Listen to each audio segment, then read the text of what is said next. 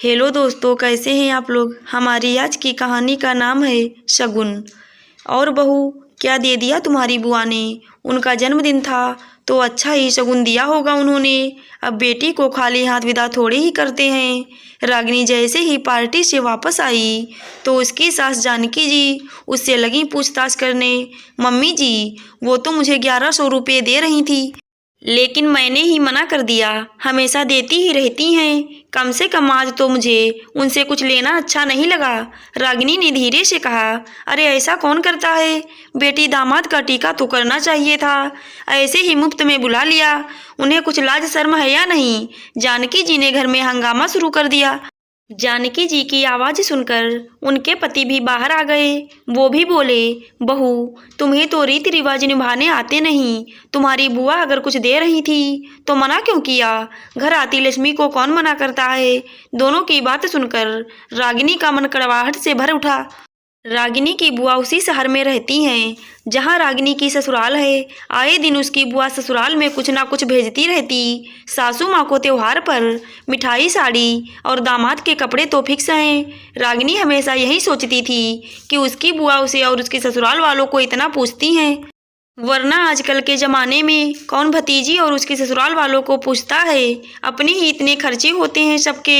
आज रागिनी की बुआ का 75वां जन्मदिन था तो रागिनी और संदीप पार्टी में गए थे। रागिनी ने अपनी सास से गिफ्ट के बारे में पूछा तो जानकी जी बोली, बहू, हमारे यहाँ मायके वाले को गिफ्ट नहीं देते।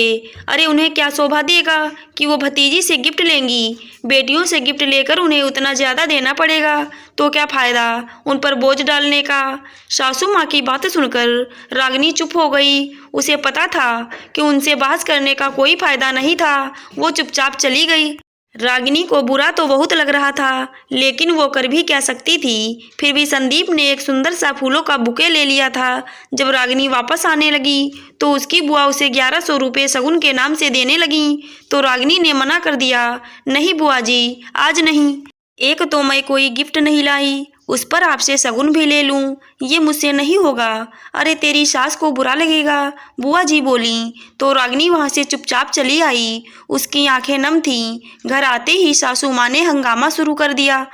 अभी जानकी जी ये सब कह ही रही थी कि संदीप भी गाड़ी खड़ी करके अंदर आ गया। उसने भी अपने मम्मी पापा की बात सुन ली थी। अभी वो कुछ बोलता उससे पहले ही रागिनी का फ़ोन बजने लगा। रागिनी ने देखा उसकी बुआ का फ़ोन था। रागिनी, तेरी सास गुस्सा तो नहीं हो रही। बेटा, तू शगुन रख लेती, क्या फ़र्क पड़ता है। कोई 1100 रुपये से मैं गरीब नहीं हो जाती। कम से कम दामाद जी के लिए तो शगुन रख लेना चाहिए था। कितना बुरा लग रहा होगा सबको घर में। मैं 1-2 दिन में घर आकर शगुन दे दूंगी। बस बुआ जी, और कितना करेंगी आप। अब से आप कोई शगुन नहीं देंगी, ना ही किसी त्योहार पर और ना ही किसी भी तरीके से। अगर मेरी सास को शगुन ना मिलने का बुरा लग रहा है तो आपको भी तो बुरा लग रहा होगा कि मेरी सास ने आपके लिए कोई उपहार नहीं भेजा। सारी बुआ जी, मम्मी जी तो कह रही थी कि बुआ जी के लिए उपहार ले जाओ, लेकिन मैंने ही कह दिया कि आपने मना किया है उपहार लाने के लिए। लेकिन जैसे मैंने उन्हें मना कर दिया तो उन्होंने मुझसे जिद करके उपहार नहीं भेजा। ऐसे ही मैं आपको शगुन के लिए मना किया है तो आप क्यों जिद कर रही हैं। जैसे वो आपकी समधन है, आप भी तो उनकी समधन है। बुआ जी, ताली एक हाथ से नहीं बजती, मतलब रिश्ते एक तरफ से नहीं निभाए जाते। रिश्ते हमेशा दोनों तरफ से निभाए जाते हैं, जिसके लिए दोनों पक्षों को ही हर संभव कोशिश करनी चाहिए। एक पक्ष कब तक कोशिश करता रहेगा, एक ना एक दिन तो वो हार जाएगा। और आज वो दिन आ गया है। मैं थक चुकी हूँ एक तरफा रिश्ते निभाते निभाते, बस अब और नहीं, कहकर रागिनी ने फ़ोन रख दिया। रागिनी की बात सुनकर उसके सास ससुर के मुंह से कुछ नहीं निकला। जानकी जी ने संदीप की तरफ देखा तो वो बोला, रागिनी बिल्कुल सही कह रही है मम्मी, रिश्ते हमेशा दोनों तरफ से निभाए जाते हैं।